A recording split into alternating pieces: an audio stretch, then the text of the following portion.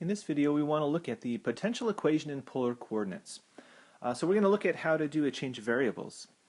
I want to remind you that the potential equation is the partial differential equation where we do the Laplacian. So we have partial derivative twice with respect to x plus the partial derivative twice with respect to y. If I was in 3 dimensions, I'd also have the second partial derivative with respect to z, and that equals 0. Now when the domain involves circles, we want to think about polar coordinates. And a reminder that that means that we're doing the change of variables where x is a radius times the cosine of an angle, and y is the radius times the sine of an angle. The reverse coordinate transformation is that the radius is the square root of the sum of the squares of x and y, and the tangent of the angle equals y over x. So we'll think of that as theta is the inverse tangent.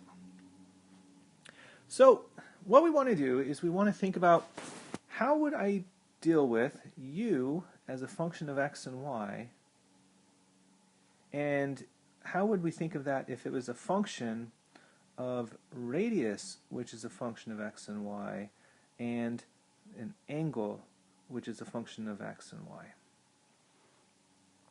So that the way that we see x and y appearing is through the composition where radius and angle are functions of x and y. So as I think about how to take a partial derivative, if I were to think about what's the partial derivative of u with respect to x, the way that I would do that is I'd say, well, we're going to take a partial derivative with respect to the radius, and then the partial derivative of radius with respect to x. But we also have to think about what's the derivative with respect to the angle times the derivative of the angle with respect to x. And we'll have a similar derivative when I do the partial with respect to y. I guess I should make a note that here this is really the partial of v. V is the function that depended on r and theta. Right? Okay, so as I want to go through this process, I need to ask, well, what is this derivative of r with respect to x and the angle with respect to x?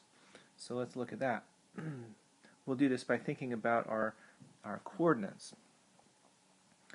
So the derivative of r with respect to x is going to be the derivative with respect to x of this square root, right? It's x squared plus y squared to the 1/2. And so this is going to involve the chain rule. It's 1/2 that same quantity x squared plus y squared to the -1/2 times the derivative of what's inside with respect to x, and so that's times 2x. So the 2 and the 1/2 are going to cancel, and I get x over the square root of x squared plus y squared. Right? So this is x divided by the radius. And so let's go back and think about what is x. X is defined as r times the cosine of theta. When I divide by the radius, this means that I have the partial derivative of r with respect to x is just the cosine of my angle. Right? So this dr dx is going to be the cosine of theta. We'll take the derivative with respect to r, and we'll multiply by the cosine of theta. Okay? And so then we have the partial derivative with respect to theta, and we still need to figure out what is the derivative of theta with respect to x. So now we're going to focus on the second piece. To get the derivative of theta with respect to x, we're going to take the derivative of the arctangent, right? That's 1 over 1 plus its argument squared, so that's y squared over x squared. And then we'll take a derivative of the argument with respect to x, so that's the derivative of y over x, which is y times negative 1 over x squared, so negative y over x squared. Okay, and what I'm going to do is I'm going to distribute this x squared across the 1 plus y squared over x squared, and I get negative y over x squared plus y squared. Now I want to do the same sort of thing. I want to think about what is that in terms of my values. So y is r times sine theta, so that's negative r sine theta. And in the denominator, x squared plus y squared is r squared. One of my r's will cancel, and I get negative sine theta over r. So we're going to multiply by negative sine theta divided by the radius. Okay, so this is the derivative with respect to x. I'm going to have a similar partial derivative with respect to y. So let me pause, clean up this screen, and I'll summarize what we have. When I take the partial derivative with respect to y, I get a similar formula. So where x was r times cosine theta, y is going to be r times sine theta. When I take the partial derivative with respect to r, I'll multiply by the sine of theta. Right? That's going to be y divided by r. And when I take the partial derivative with respect to theta, instead of getting negative sine theta over r, I get positive cosine theta over r. And so I have my first partial derivatives. Now, for the potential equation, I need to take the second partial derivative. So I'll need to take derivatives with respect to r and with respect to theta, and again multiply by these same similar factors. And this is going to take a bit more work because now I'm going to have to deal with product rules in each of these spots.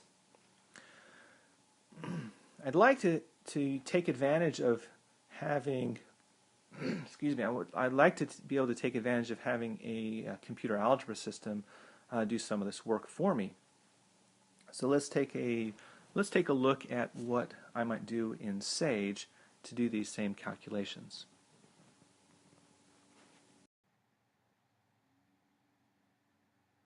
All right, so we're in the Sage cell, which you can see the web address, sagecell.sagemath.org. And we want to create a function of r and theta. The first thing we need to do is declare our variables. And so we're going to tell Sage that our variables are r and theta.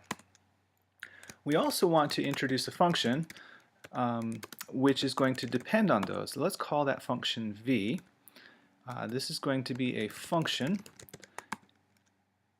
Its name is v, and it's going to be a function of r and theta. Okay.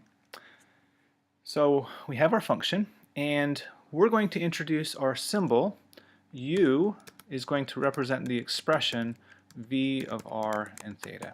And just to show where we are, let's evaluate this far and see that we have u represents the function v of r and theta. We want to create a derivative, du dx, and based on our work, this is going to be the cosine of theta times the partial derivative of u with respect to r minus the sine of theta divided by r times the derivative with respect to theta. And let's just see if this matches what we think. We're going to show du dx, and so we get the cosine of the partial derivative with respect to r minus sine theta over r partial derivative of v with respect to theta. So this matches what we did by hand. The advantage of doing this in a in a symbolic calculation is I can calculate the second derivative. So I'm going to name this d2u dx2, and this is going to be the same calculation, right? It's the cosine of theta times the derivative with respect to r, except this time we're going to do the derivative of the expression that we just calculated for du dx. And similarly, I copy that. We're going to do minus sine theta over r times the derivative of u with respect to x du, the derivative with respect to theta. And so I can now ask Sage, it's done all that algebra for me, and I get this actually kind of scary looking calculation. What we can do is we can tell it to expand. So we're going to say expand with a dot. What this does is it tells that expression to expand it. And when I do that, we get all of these calculations. I want to do a similar thing for the derivative with respect to y. So we'll copy and paste. And so we need new symbols. So we'll change the names here. Alright, so the derivative with respect to y involved the sine of theta times the derivative in r, plus the cosine of theta over r times the derivative with respect to theta, so that's good. Let's save our work here and copy and paste. And for the second derivative, we're going to substitute in du dy with respect to r. And our second derivative, we need to do du dy with respect to theta. Let's see what we get. Show me the results. The second derivative of u with respect to y. Again, let's expand that one. And show the results, and it should show me both results. Excellent. And what we want to do is we're going to have Sage has done the calculation, and our Laplacian, we're going to be adding these two things together. We might as well let Sage do that as well. So the Laplacian of u is what we get when we expand the partial derivative twice in x plus this partial derivative in y, and let's see what we get. Our Laplacian is this final expression, so we need to scroll it a little bit. And notice what we've got. We've got cosine squared and sine squared of the same expression. What we can do,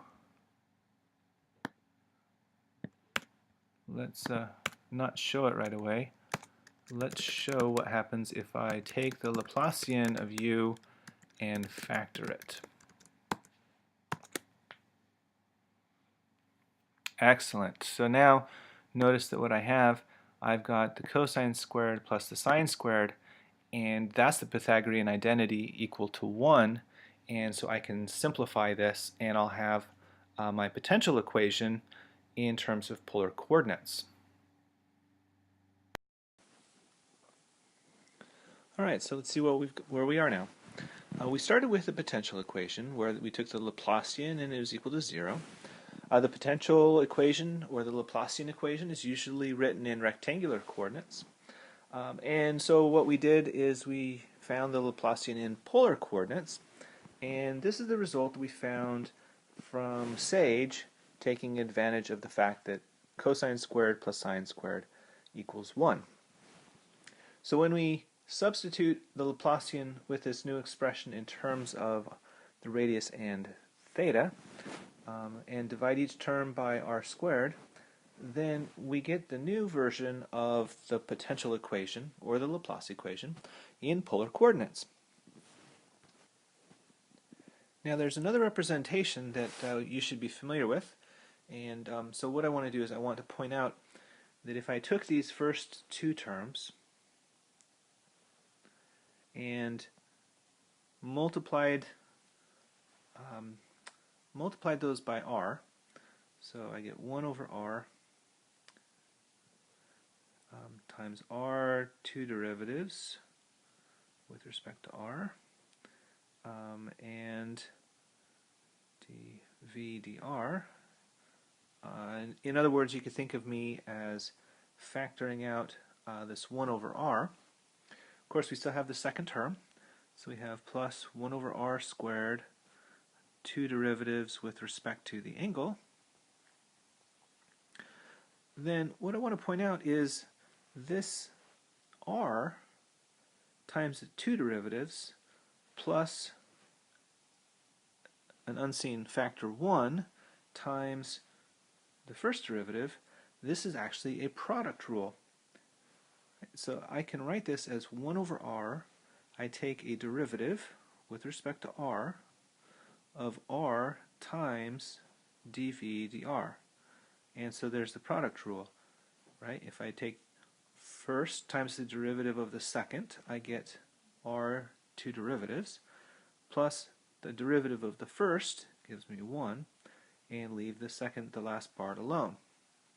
And so I can rewrite this now as plus 1 over r squared, two derivatives with respect to the angle. So this is an alternative representation of the potential equation. In a factored form, this is going to lead to something that looks more like a Stern-Liouville problem that we've studied before. We could also think of the original representation. These are equivalent to each other, and they both are valid. We'll deal with solving the potential equation in class. And the last thing I wanted to share in the video is some discussion about the boundaries. So I have three different regions.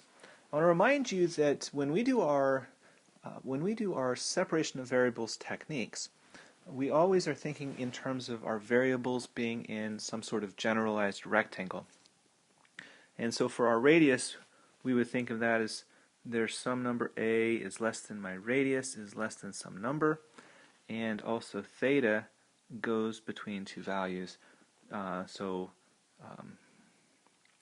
C and D, or maybe theta 1 and theta 2. So this gives me some sort of generalized rectangle, and so let's look at these three pictures that illustrate some of the common possibilities. So this C-shape object, I've got an edge right here, and this represents an edge where theta is equal to 0. Okay, so that's this edge here. I also have an angle, or an edge, theta equals 3 pi over 2. Now the circles give me values for my radius. So this, for example, might be the radius equals 1, and the outside edge might be, for example, the radius equals 4. And so this region shaded in blue corresponds to a range where 1 is less than my radius is less than 4, and theta is between 0 and 3 pi over 2. Okay. Now, in the next region, I have the same radius interval. So my radius is between 1 and 4, where the inside is where the radius is 1, and the outside is the radius equals 4. But now, how do I think about the angle? Well, let's recall that our angles always start on the positive x-axis.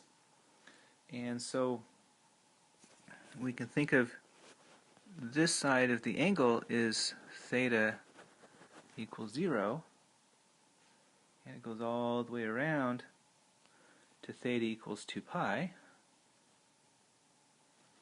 except it's all equivalent. So our angle, because it's repeating, our angle goes from 0 to 2 pi, and actually is less than or equal to so that we can contain that edge. There's not actually a boundary there. Now, when I actually solve this, I need to be sure that I can cross this boundary, right? Things need to be smooth and continuous. So what this requires is I need to be periodic at this angle, at the angle 2 pi. So I need to be periodic at the angle theta equals 2 pi. So that's going to give me some boundary conditions. My value at 0, sorry, that's the radius. Let's undo. For any radius, angle equals 0 is going to have to match the value, the same radius, angle equals 2 pi. So that's going to match my value. But in order to be truly periodic, I can't just match and be continuous. I need to have the same angle, or sorry, the same slope. I need to have the same derivatives. So I also require that my partial derivative with respect to the angle at the radius 0 is the same slope I would get if I evaluated it at 2 pi. And so this is going to be a boundary condition that replaces an ordinary boundary, right? I don't have a boundary. In this first example, we had two edges where theta equals 0 and theta equals 3 pi over 2. We will need boundary conditions there. For this annular shape where I have a disk with a hole chopped up, I don't have any boundary here, and so I require that it's periodic. Alright, the last example, notice there's no center section taken out. So now our radius goes from 0 to 4, and my angle goes from 0 to 2 pi. We're going to have the same boundary condition for periodicity, that we have to be periodic at the jump when I switch from the angle 0 to 2 pi. And we also, because there's no boundary at 0, I need to have some extra requirement there, and so I'll require that u is bounded, let's change, is bounded at r equals 0. And when we find our final solution, we expect that u should be continuous at 0. We don't want to have different values coming from different angles. Right? So as I come into 0 from one direction or some other path, all the paths should go to the same value of u. When I do my separation of variables, I will be requiring this boundedness condition, and we'll check when we're done at the end and see if that leads to the continuity condition as well. Alright, with that, we will take a break, and in class we'll start talking about how to solve it. Hope your break was good.